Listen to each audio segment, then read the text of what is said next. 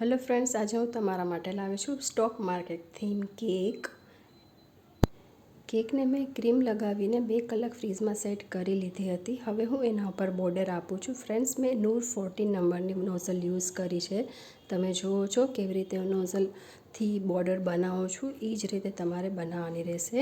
Toppers મેં કોઈ પણ બેકરી શોપમાંથી તમે મળી શકે છે કે તમે એમેઝોનમાંથી પણ લઈ શકો છો.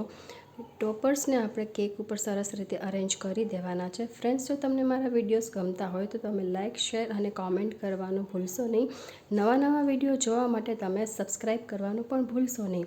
હવે આપણે ટ્રફલ તેના ઉપર પોર કરશું અને સરસ એને ઇફેક્ટ આપી દઈશું. ફ્રેન્ડ્સ, તમે જુઓ છો કેટલી સરસ દેખાય છે.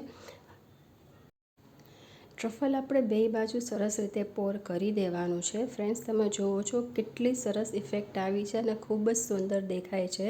જો તમને મારો વિડીયો ગમે તો લાઇક, કોમેન્ટ અને શેર કરવાનું ભૂલશો